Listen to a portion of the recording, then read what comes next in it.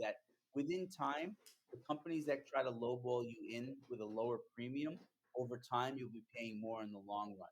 And you might ask a question like, well, then why can't I just switch? You can't. That's the problem.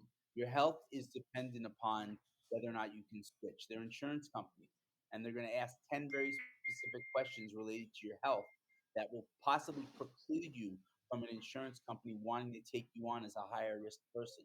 So that's why when the decision is made at 65, most people don't change away from a supplement plan after age 65. They just stick with what they have. Hello and welcome to the Smart Business Owner Podcast with your host Schubert.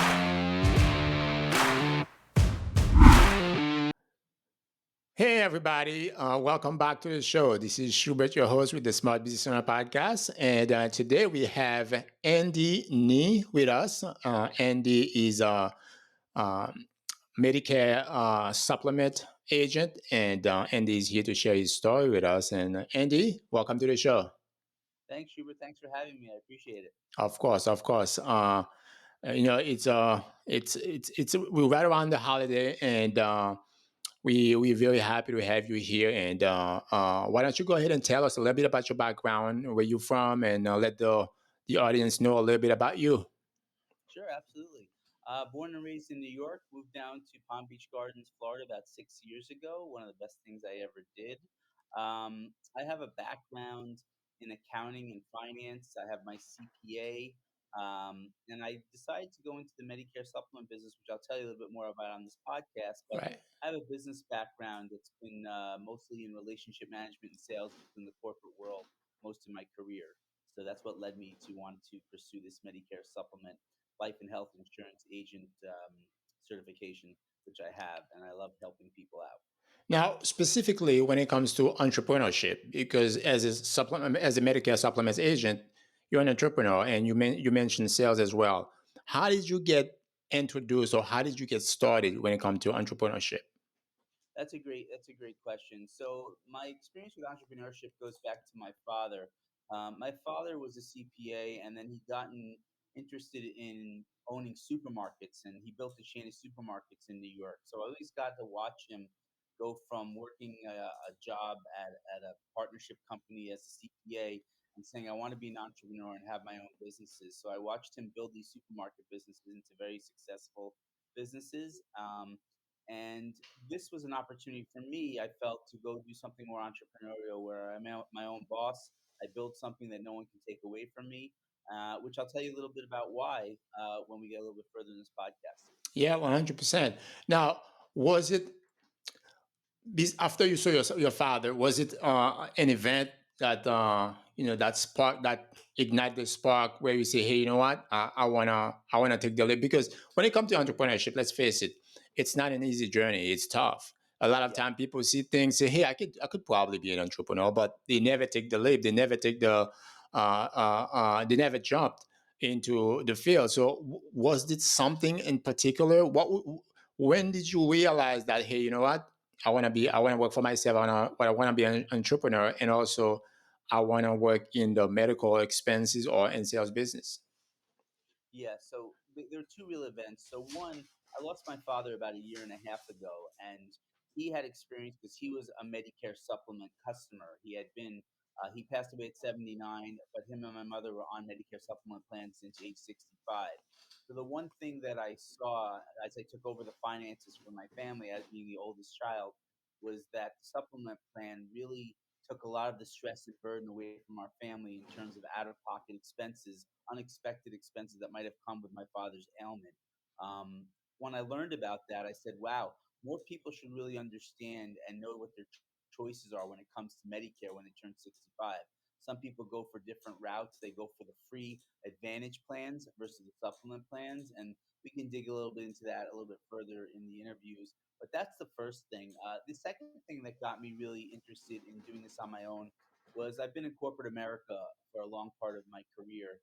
And I will say that since the financial crisis of 2008, there has been a tremendous amount of what we'll call restructurings going on in corporate America where people are getting hired and let go, not for probable cause, not from having any performance issues, but just due to economic factors. Companies hire people and then get rid of them, and vice Right. versa. And it's something that I experienced a lot since the financial crisis. I was affected during the financial crisis. I was working at Morgan Stanley at the time.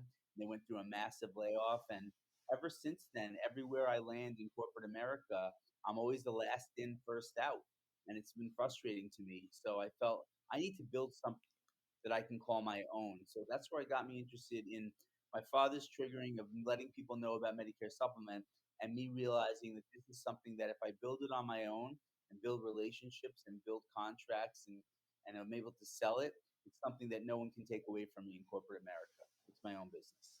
Fantastic. It's always amazing to see a lot of the entrepreneurs start a business because of a personal problems. And it's just endless stories. Even some of the biggest companies we have in America, some of these entrepreneurs, like looking at guys like Steve Jobs, Mark Zuckerberg, was a personal problem. Mark Zuckerberg wanted to connect with his high school or kids that he went to school with that went to different colleges, and he created Facebook, and look at how big that company Yeah, is. So your story is very different than a lot of other entrepreneurs that have started that journey because of a personal problem. Now yeah. let's dive right into it. So what is Medicare supplements, and how does it work? Okay, so the way it works is when people turn 65, they have to basically file for Medicare A and B, which is known as a red, white, and blue card. And when they go online to ssa.gov and they answer the questions, they'll then qualify and get an effective date as they turn 65 for A and B. Those are what the government covers for you, and it's about 80%. Most doctors take Medicare in general, and that covers 80% of the costs of what a doctor might bill out. Where Medicare supplement and Advantage, which I'll go into each one of those, comes in, is just that 20% that's uncovered. And you need to decide, is a supplement plan going to suit my needs? And it's going to cost me a monthly premium versus an Advantage plan that has a couple other benefits, but it doesn't have a monthly premium, and does that suit my needs? And each of them are different, but everyone in America should and could choose either or. If they don't, they're leaving that 20% gap uncovered. So one of those two options is something that I like educating people about so they make the right choice that's best for them.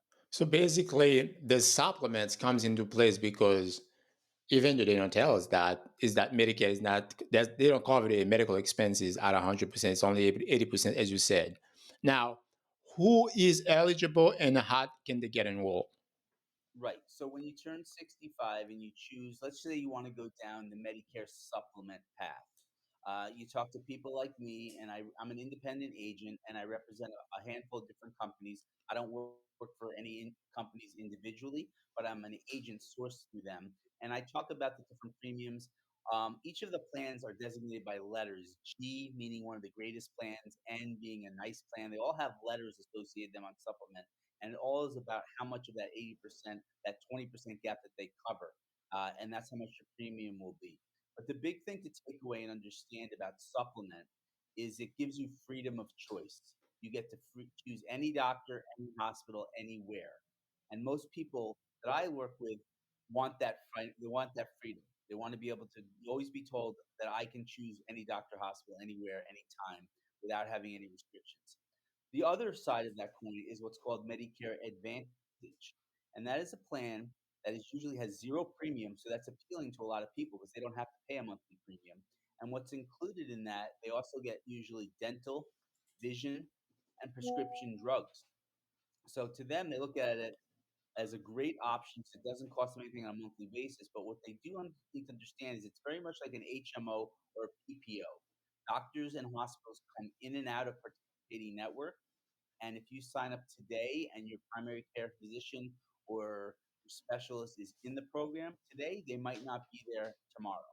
And that's a risk that you take. So therefore, your freedom of choice is limited when you do an Advantage plan.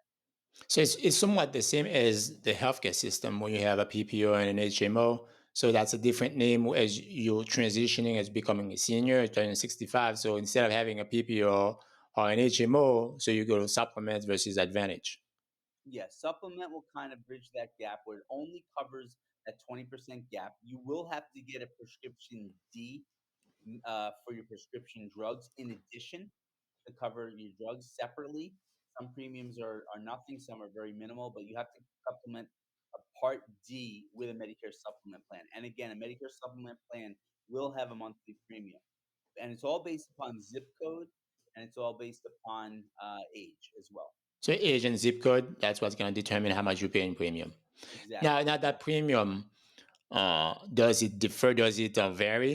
Does it go up every year like health insurance does? Yes, so that's a great question. So they do go up. So what you'll see is, as I mentioned earlier, the letter designation using G as in a Medicare G supplement plan, which is great, or an N, which is a nice plan. All the different carriers out there cover the same. They have G's and they have N's, and essentially it's the same coverage. But what you will notice is sometimes the premiums are different. One might be cheaper than the other. So my customers and prospects will ask me, well, why wouldn't I just go with the cheapest one if it's the same coverage? Right. And then it's because of the question you just asked me. Everyone nowadays is going through what we're seeing in America, where you have homeowners insurance is skyrocketing, car insurance is skyrocketing, and you have very little control in the choices that you have. So when you go for a supplement plan, the same thing happens. History has shown that you want to try to find a plan that has the best rate stability over time.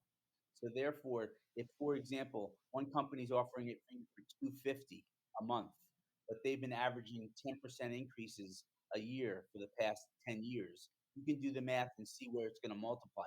If I do tell 10% you a increases plan in premiums.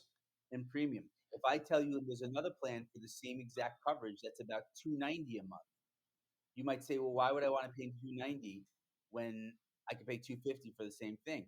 So because the company that's offering for you at 290 has had a history of only maybe a see that within time, the companies that try to lowball you in with a lower premium, over time you'll be paying more in the long run. And you might ask a question like, well, then why can't I just switch? You can't. That's the problem. Your health is dependent upon whether or not you can switch. They're insurance companies and they're going to ask 10 very specific questions related to your health that will possibly preclude you from an insurance company wanting to take you on as a higher risk person.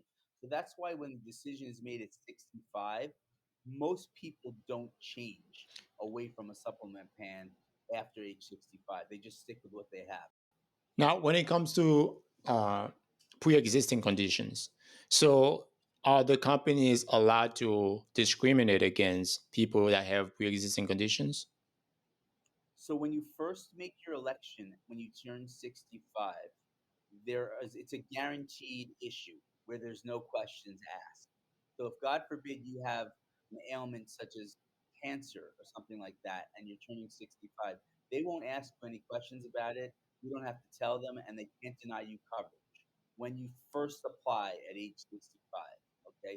However, if something happens when you're 68 or 70 and you've been on that plan, and then you might want to switch to another plan, it's going to be almost impossible for you to take on another carrier that's going to want you because of now you're answering the question that you're answering yes to one of their 10 questions within the past 2 years. Have you been diagnosed with X, Y? Are you being treated for X or Y? So it's really critical for people to understand that the choices that they make when they turn 65 are critical. You should really think about what's important to you, whether or not you want to be on a supplement or an advantage plan, because there are people that tell me, I've been on an advantage plan for 10 years. I barely go to the doctor. I have great health. And I say, that's wonderful. I hope it stays that way because nobody has a crystal ball. And if one day you do get sick or have a major medical problem and need insurance to cover you, there's a chance that you get denied if you're on an advantage plan. And if you're on a supplement plan, again, you have worry free freedom of choice. No one can ever tell you. You want to go to the Cleveland Clinic, you want to go to Sloan Kettering, you can do it, right? Because you have a supplement plan. No one's going to tell you you have to stay within a specific network or see certain doctors or hospitals. It works for some people, but some people don't want to be told what to do. They want to get the best care possible. And that's what a supplement plan enables the best care possible. That's very interesting that they would do that. When you're first starting out at 65, yes, you can pick whichever plan, no questions. But once you're in, then the questions start. Now, we all seen those commercials. Whereas they say, hey, it's Medicare supplement enrollment period. Call this number, but they're not giving you the right information. So No, being able to get in front of a professional like yourself that you can trust, and be able to explain all the differences. Because think about it, you call a number, you speak with a stranger that you have no idea who that person is, and they tell you to pick that plan.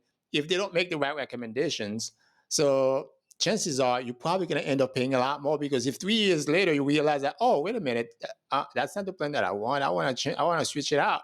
Then you're gonna, face the odds of paying a lot of higher premiums, and all the questions that you have to answer, that as opposed to before you didn't have to answer them. So this is very interesting, and I don't think a lot of people know about these things. they don't, and that's one of the reasons I got into this business because I started meeting people. There are salespeople out there that will just sell to make a sale, and to me, I'd much rather build a customer relationship. And I've walked away from sales where I've guided people to things that maybe I don't sell that best suits their needs. Because at the end of the day, I feel better about myself just telling clients or giving them guidance and having asked the right questions of them so that they make the right decision for themselves. Right. There are agents out there that might just put two options out there. Hey, you could pay 250 a month for this supplement plan, or you can pay 300 for this. And the person wants, well, what's the difference in the G plan? They're absolutely the same, but they won't tell them be wary of the average annual rate increases. These are types of questions that a consumer should be asking, right? Well, what's the average annual rate increase? If they're going to bump me 10% a year, it's only going to take maybe 4 or 5 years before I'm now paying more for the less expensive plan that I didn't know about when I was 65. Maybe I would better off paying the higher amount up front because the average annual increases will stabilize over time and I'll be in a better place in 10 years. Yeah, I heard a quote that was, I think it was Zig Ziglar, that said that quote. In the short run, the cheap in the short run, the more expensive costs more, but in the long run, it's cheaper to own the more expensive items, or whatever the case may be that you are buying. Now, when it comes to the different Medicare supplement plans, can you talk a little bit about the different plan that exist, and also how do they differ? Yeah, so really, I focus on two of the big ones. I mentioned before the G, which I call Medicare Supplement G's. G, I like to say, is for a great plan. It pretty much covers all the gaps. Medicare Sup is also known as Medigap. And the reason it's called Medigap is that 20% gap above and beyond what straight Medicare covers with your red, white, and blue card. So it's important to understand what within that 20% gap the G covers, which is pretty much everything, so you don't have to worry about it. Except for your deductible, your annual deductible, which this year is about 240 a year. That's unavoidable. Everyone has to pay that no matter what supplement plan they're on. However, when you downgrade to say an N, which I call a nice plan, there might be one or two specific items that are not necessarily covered in that 20% gap. And it just all depends upon whether or not you actually experience one of those things. And it's easier to go individually with my customers to show them when I go through presentations as to here's why G makes sense. What are you really saving by saving a couple of bucks a month to go to N? Because if one of those couple of things that aren't covered happen, you might have well been on G. How much are you really saving? So there's high deductible plans out there as well, which is something that I sell a lot to Advantage people. People remember, people with Advantage normally have no premium. So that's a hard sell against to tell somebody to pay 250 or 300 bucks a month for a supplement plan when they can get an Advantage plan that also covers dental, vision, and prescription drugs, and they don't have to pay anything on a monthly basis. You have to really understand what the differences are and make them understand why they're choosing what they're choosing. Because when that gap comes in, they could be limited, or again, most importantly, they can only have limited choices as to who they can go to, and that's the real thing to understand. What is some of the example when it comes to different things one plan may have, and compared to a different plan that doesn't have that? Can you give us an example? Yeah, something that you can give an example is sometimes doctors have excess fees that are above and beyond what Medicare would normally charge. They're allowed to say charge maybe a 10% excess fee.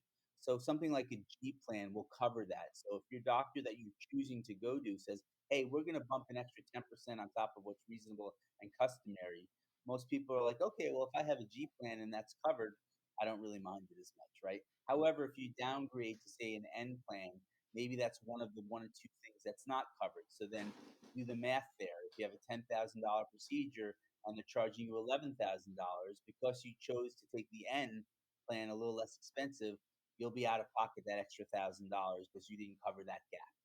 So there's a risk. So It's always about risk. It's always about, and like I mentioned, high deductible plans are much cheaper premiums and you can get the advantage. It just comes down to you're rolling the dice on a yearly basis. Nobody knows a crystal ball. Nobody knows when they're going to have or need medical care. But if you're somebody that remains relatively healthy throughout the year and don't have major medical, you could pay a premium that of less than $100 for a high deductible G plan, and then you might have been limited to, say, $2,800 extra out of pocket. And if you were healthy relatively throughout the year, you won under that scenario if you didn't go to the doctor for anything special. However, if you had a major medical issue, you do have that higher deductible. You might have saved some money on your monthly premium, but you're going to pay it in the back end to make your deductible of 2,800 extra right. above that 240 I told you about. It's all roulette. Everyone has to gamble and take probability based upon their own health. But it's important to educate and inform people as to what each of these plans do for you so that you're not exposed That's good. and or surprised. Very good. Now, somebody listening, and what would be your recommendations when it comes to choosing the right plan for their needs? Yeah, so what it comes down to is I think it's important to find a trusted agent like myself through referrals. If people know that they've worked with me, I'm not a hard seller. I really ask questions about what's important to them. If I ask you, Schubert, is freedom of choice the most important thing to you, and you say yes to me, then I'm going to guide you towards Medicare supplement plan for all the reasons that we discussed earlier. If you told me, hey, you know what? Freedom of choice is not the most important thing to me. I've been on PPOs and HMOs my whole life. They've worked for me. I've somehow been able to figure out specialists in the hospitals to go to within my network. I'm fine working within those networks. And if my doctor drops out next year or the hospitals that I go to drop out, I'm okay with that. I'll just pivot and find another one. And because at the end of the day, I'm not paying a premium. Right. If you say that's what I can afford right now, I can't afford a monthly premium. What I do argue against is I do think health is the most important thing that we have in our lives, right? And if some people tell me they can't afford a premium, everyone's financial circumstances are different. But I look at it for like maybe the cost of maybe a dinner or two a month. If you forego that and don't go out to a nice dinner, you can afford your premium to give you that financial freedom, to freedom of choice. Again, it's a personal preference. People spend their discretionary or their income how they choose fit. To me, I prioritize health. And I ask people when I interview with them, how do you prioritize your health? Is it at the top or is it at the bottom of your list? Or is it about saving money? Because that's really the trade off. Do I want to save money to try to skimp around what I might need for the best health possible? We live in America. We have a pretty good medical system out there with great providers and great care. I look at it after what I mentioned going through with my father. He was able to choose any hospital, any doctor, anywhere. Unfortunately, he didn't make it through, but at least we knew he was getting the best care, that we're trying to put him on the right track, and we felt good about that decision, as opposed to being kind of put in a box and told, "You can only go here to see these doctors or these hospitals. Right. Those are the only ones that can help you." Very good. Now, what would you say some of the mistakes you've seen that people make when they're choosing a plan? For example, they didn't speak to you, they speak to somebody else. What are some of the mistakes you've seen people make when it comes to Medicare supplements? So the feedback that I've gotten from a lot of people that are might be past the Medicare age of 65, they might be in a few years, they might be in 10 years. They said no one ever educated them. They just kind of followed the commercials on television and just picked up the phone and called some stranger they've never met and just got some guidance because nobody really likes to think about this. And you don't usually have to think about it until you're probably 64-ish, give or take, going into say 65, because you can't make these elections until you're 65. But people put it off, and it's not a priority to them. But I look at it this way. I've met people that have done their due diligence by going to ssa.gov and just read everything they possibly could, or they get these things in the mail where they can educate themselves, right? And people are self-advocating. I think that's wonderful. But I think it's important you have people like me out there that specialize in this area and I can help reaffirm your choices based upon your own due diligence, it's just a win for you. And I've done that plenty, even if I don't sell a plan for people. I've had people call me and say, "This is what I'm seeing, this is what I'm thinking," and then they end up going with a provider that either I don't cover or it's a choice that is what they want to do. And I'm happy to help them because I still feel at the end of the day, I help guide them in the right direction. It makes me feel good about myself. Obviously, I'd like to make the sale. To me, I do this business. I'm a people person. I'm all about building relationships. And there's been people that I've helped that don't buy a plan from me for whatever the reasons that they have. Then they refer me other people for business because I did Right. the right thing by them. I think if you do the right thing by your prospects and customers, they'll come back around the horn. Yeah, it's well said because at the end of the day, it has to be a win-win. You know, the customer win, you win, the insurance company win, everybody wins. So it's always better that way. Now, how do these plans differ from, let's say, VA benefits or long-term care insurance? Can you talk the difference between these things? Between long-term care, so long-term care is just like a supplement policy that people need completely outside of supplement. That's something that I could sell. I have partners that sell that type of stuff too, and that's a totally different thing than Medicare supplement, Medicare insurance. And what was the other thing you asked me The about? Because VA benefits. What's the difference which kind? between VA benefits? V benefits? VA, the veteran benefits, The somebody veteran. that's, you know, Yes, so that's a great question. So the veteran benefits are supplemental, not supplemental in the word that we're using, but if you are a veteran and you have it, they do offer extra benefits. My father-in-law is going through that too. He right now he's in a skilled nursing facility and he is on Medicare, possibly some Medicaid as well at this time. He's also a veteran, and right now he hasn't fully taken advantage of the veteran benefits that are offered to him. But there are other benefits outside of Medicare supplement that he could use potentially if he needed to. I don't really get into that. I don't sell them, but those are government benefits that is just an extra aid for people that they might be able to rely upon. great, great. Now, what are some of the free resources that folks can go online if they want to educate themselves a little bit more instead of waiting for the commercial to go on TV and say, hey, call this number? So, how people can educate themselves? Right. The website SSA, samsamadam.gov, Gov, Girl Oscar Victor, SSA.gov.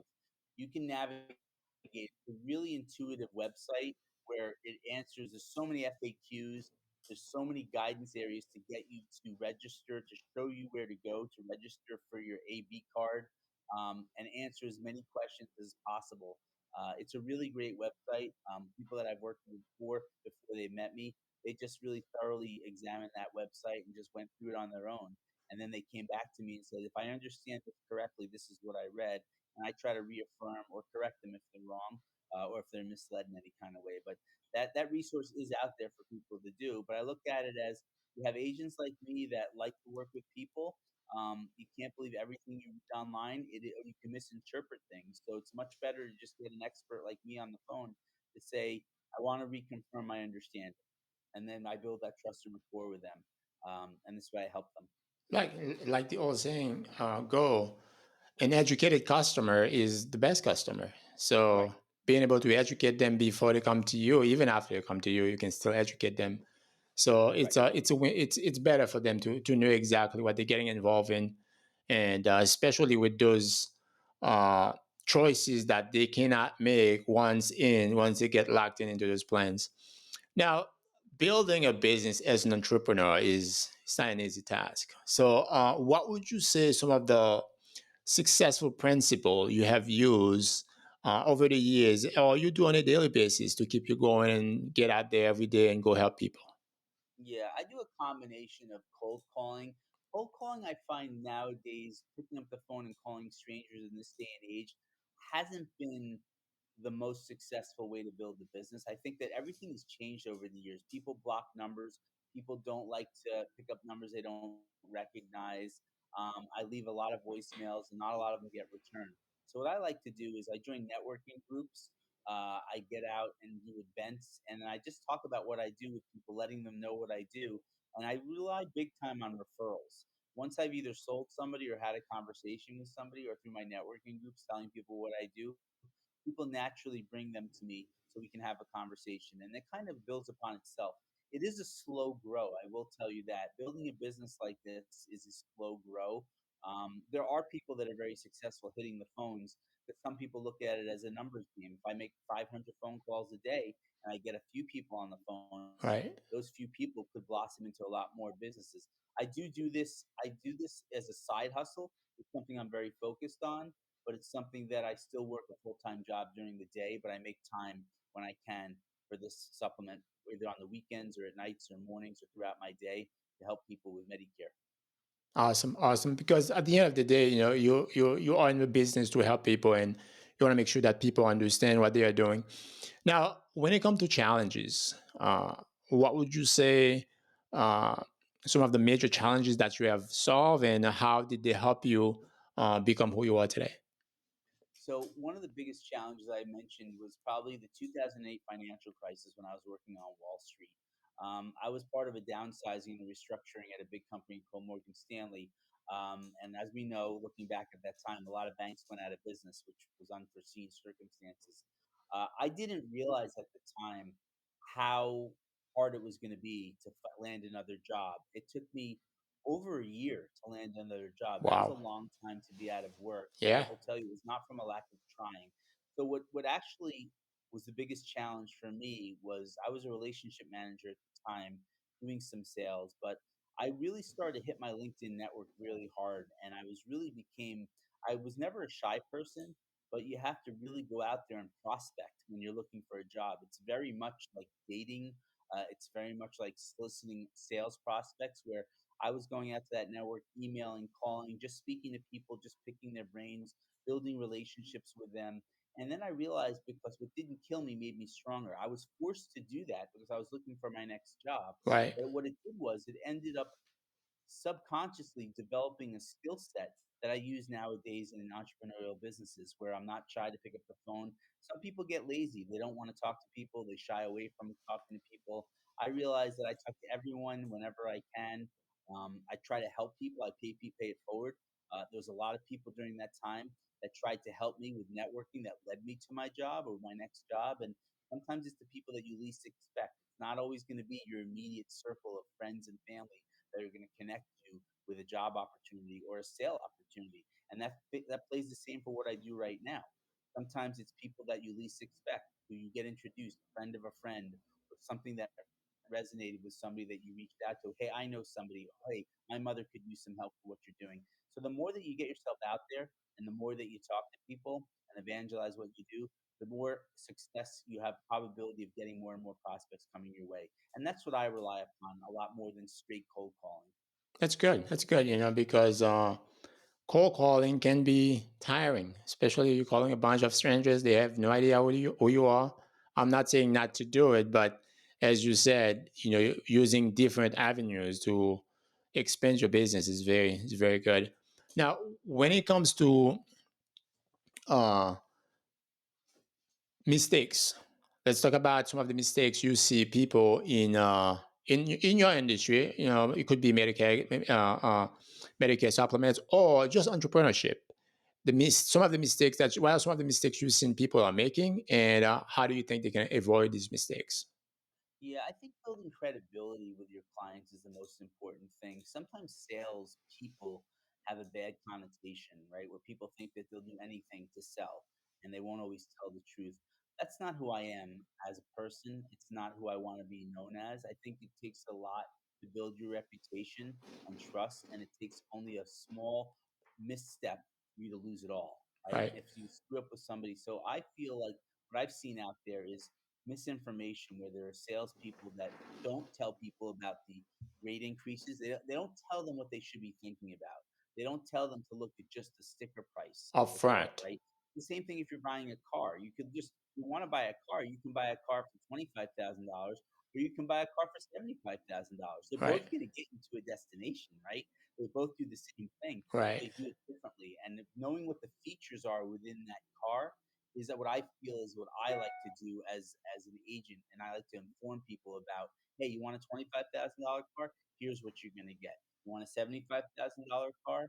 This is what you're going to get. Here's the benefits, here's the trade off, here's the difference in prices. And I think if you lay that out for people, That's very much what I like to do. There are salespeople out there that are more about just selling the most expensive thing, even though it might not fit somebody's needs. It's just for they're Um, just in it for the money. but just for the money, for the commissions. And to me, it's not about that. I'd much rather, like I said, I've walked away from some sales in the Medicare business because people are telling me that they just absolutely want an Advantage plan with maybe a carrier that I don't cover. And if that's what they want to do, then I'm not going to sit and try to convince them to go to one of the Advantage plans that I work with, or even a supplement plan, which might be off the table in their mind because they don't want to pay a monthly premium. It's very good because the thing is people once they find out all these things that the salesman or the agents never told them, they're probably not going to refer any more business to them. That's number one. Number two, if they're switching to a different plans where they're going to have to answer those questions you mentioned, they're probably not going to use that agent, or they're going to go somewhere else. They're going to come to you, hopefully. Yeah. I've had a couple of meetings recently with people that they say, "Wow, I wish could you be my agent?" Because basically, they've been on supplement for a couple of years or they've been on an Advantage plan for a couple of years, and they say that their agent really doesn't return their phone calls. They were really obviously hot on them when they were trying to sell them, but when it comes to customer service and trying to help answer additional questions, a lot of these salespeople move on to the next sale. They don't feel the need to be a customer service person. They don't want to do that. That's not who I am. I have that background in customer service, relationship management, and sales. I have a CPA by background, so I'm very organized, very thorough, great follow up skills. So I always like to keep in touch with my clients. Most of the clients that I sell, I touch base with them to see how they're doing health wise, to see how things are going on their plan. And what's good is that most of the time my phone doesn't ring with a lot of questions or concerns because once you're on these plans, they're up and running, and they don't change very often. But a lot of people say to me they only wish they knew now or knew then what they know now. Very good, very good. What would you say is your biggest strength as a business owner, and how has that contributed to your success? Yeah, I believe that building trust and rapport has been my biggest success factor. I'm very genuine. I'm not a BS artist. I tell people what it is, but I also like to ask challenging questions, right? Ask them let them answer the questions what makes the most sense to them, what's the most important to them, and then guide them in a way so that they're making a decision based about what they already know the answers are based upon the questions they've asked me.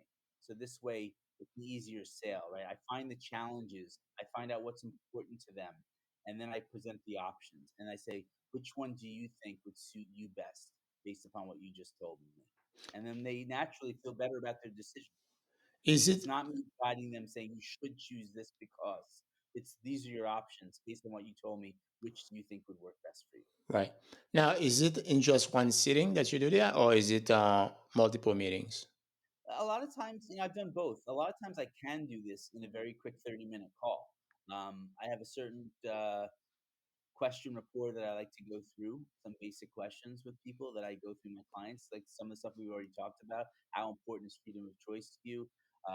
Can you afford a monthly premium? Is it important to you to do that? Is it important for you to travel? Is it important for you to stay within network or you want to go outside a network? And those basic types of questions, again, rate stability, I bring that up. A lot of agents don't bring that up. Is that important to you, rate stability? Are you currently going through what most of us are facing nowadays, where either your mortgage insurance, your homeowner's insurance, or your car insurance is just skyrocketing, right?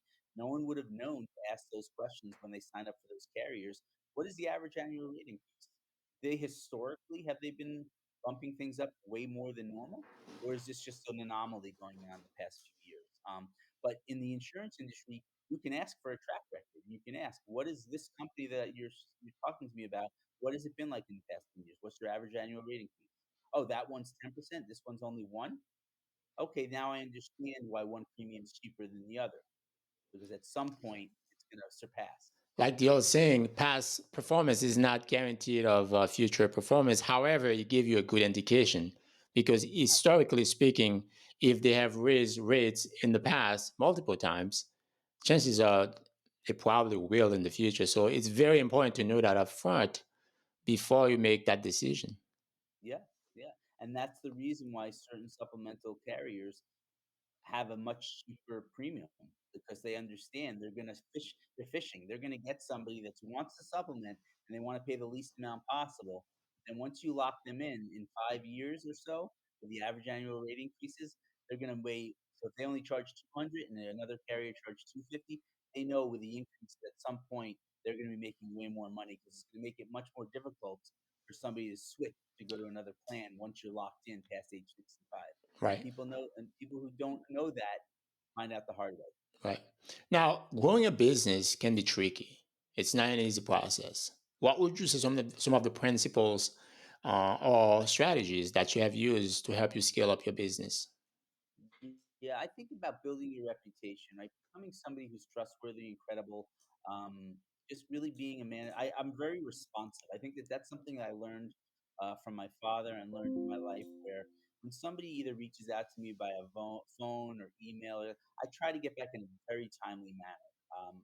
I've done that. That's been part of my customer service and relationship management skills that I built in corporate America.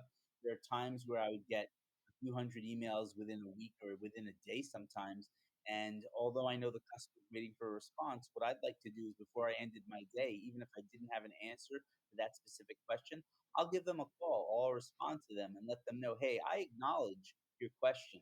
We're still working on it. Just give us another day or two. And I think that that buys a lot of goodwill and good So faith. getting back to people in a timely manner is very important It's very important. because sometimes we'll see some agent or some business owner, you call them and they say, well, we're going to get back to you in 72 hours, 3 days later. Yeah. Yeah, and by then it could be there could be another agent coming in to answer their questions. I make time for people, and that's what I like to do. I like to get in front of people. I like to present. I do things like I go to certain cities, towns, town halls, and I actually present just about Medicare in general, just very general. Let them. I'm doing one in a few weeks down in the city of Tamarack, It's very where I'm good. going to be talking about what I do. Very good because if some people are anything like me, if when I need something or I have a question, I'm gonna pick up the phone. I'm gonna make a bunch of phone calls. Whoever pick up the phone and answer my questions and give me the solution, I'm not going back to call the other people that didn't pick up the Right? phone or if they didn't call me back. Yeah, yeah, So I agree with you. Being able to get back to people in a timely manner is very important in business. yeah, Now, you and I, we have met at the PRA, Professional Referral Exchange. So, yeah. what would you say networking? Obviously, you alluded to it earlier. What would you say the role of networking has played in your business, and also PRE in particular? How long you been in the group, and has that been a successful experience for you? Yeah, I've been in the PRE group about, I think about 9 months now, 9 or 10 months.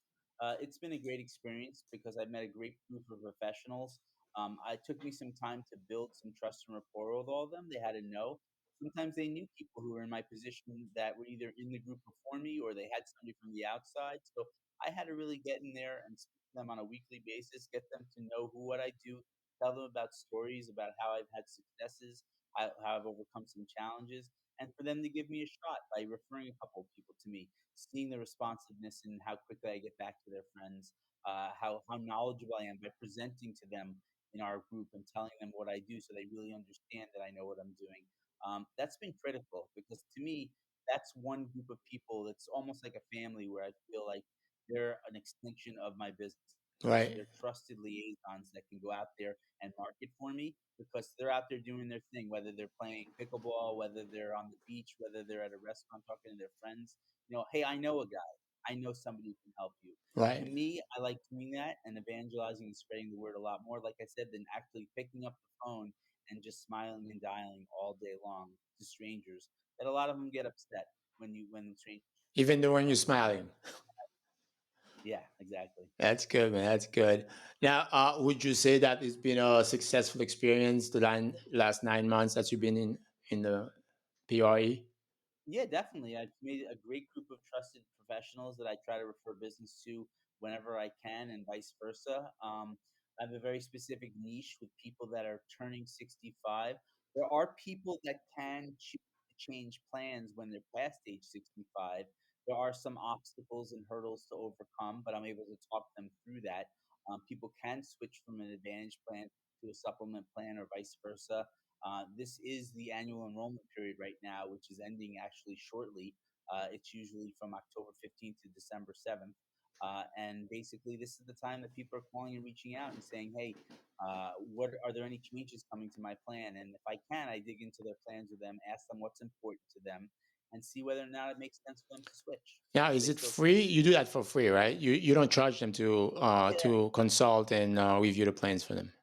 that's a great question. People have asked that before. There have been times where when I was cold calling, when I did get somebody on the phone and they asked me what I would charge to give my advice. Right. And I said, I don't charge to consult with you. And they kind of laughed and didn't believe me. They said, nobody works for free. I said, well, in this business, I only make money if I'm able to get you to sign up for a plan. So until I get to that point, all my time is valuable, but it is free to you. And I'd like to keep it to a point where I inform you within 30 minutes is usually all I need to ask the questions that are important to you so that you can help make a decision yourself what's important. Very good. Very good. Now, are there any specific tools that you use, any resources to help you grow your business? What I do is Technologies? we, I do a lot of rack cards, so I'm friends with a lot of doctors. I'm fortunate; I have a lot of doctors in the Palm Beach area, so I give them my rack cards, my business cards. I speak to office managers at some of these places, and they keep my cards on. And there's a lot of change going on in the industry right now. People are reading about it. People are calling about how medical plans are changing. There's a lot of government eyes on what's going on Medicare right now. A lot of changes potentially coming, doctors dropping people from their plans locally around here where people are calling in a panic saying, why did my doctor drop me? I can't answer that, but what I can do is try to help them find another plan that their doctor does take. But there's a big revolution of that going on nowadays right now where a lot of doctors are dropping out of plans because of their own personal reasons. They don't feel they're getting paid enough. They don't want to be a part of certain networks, which is again the risk of being in an advantage plan. It's constantly changing. Yeah, insurance business is not an easy business. Now, if you could go back in time, and you could talk to the young Andy, what advice would you give to yourself, when it comes to things you should do differently? Yeah, I think that like I said, I learned to become a master networker based upon a challenge that occurred in 2008 financial crisis. I think that going back to my young self, I would understand the power of networking at a younger age. I am a very nostalgic person. I am fortunate that I have friendships that I've still nurture from people that I've met as young as nursery school, elementary school, my camp days. I still keep in touch with these people. Not a lot of people can keep those relationships. I enjoy keeping those people in my lives if they add value and vice versa. So, but when it comes to just networking with total strangers, that's something I wish maybe I would have saw the value at a younger age to just always be doing that. I kind of told you I fell into it when I needed to find another job when the employment market got really tight. And I just started reaching out to everyone and anyone I knew, and some people I didn't know, just to see if they could help me. It's great. It's great. What would you say is the best advice you received from a mentor? Best advice. I do believe that some of the mentors had mentioned what I said earlier is being responsive, being timely in your responses. I think that that's one of those things that it's a pet peeve with me. I know people are busy, people are may not answer your texts or phone calls immediately, but like I said, the same philosophy I mentioned about getting back to a client by the end of the day, even if I don't have an answer, just letting them know I acknowledge the fact that they've reached out to me and something's still outstanding goes a long way. So that's something that's very powerful to me, right? And that's why I say, even like I think you reached out to me last week. I was busy with something else. I made it a point to get back to you in a timely manner by the end of the day because I couldn't answer you immediately. But I wasn't going to let a full day go by without letting you know I got your message earlier today.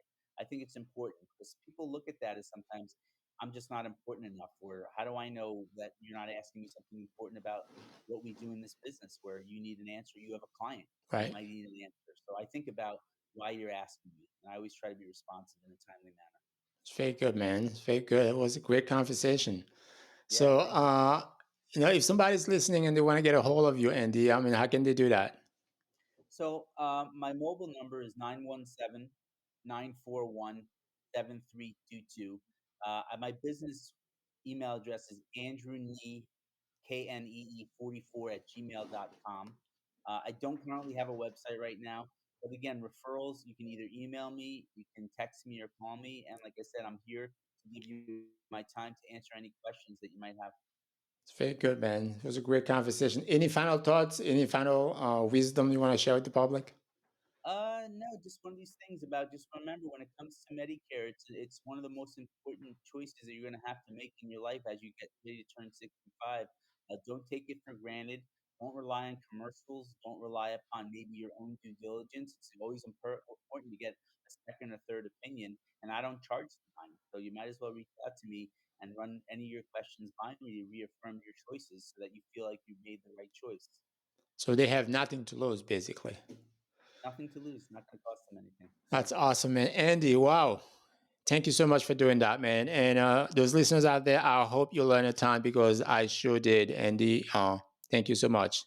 Appreciate Thanks, it. Hubert. Have a good Thanksgiving. All right, Appreciate your time. everybody. Thank you. Take care. Bye bye now.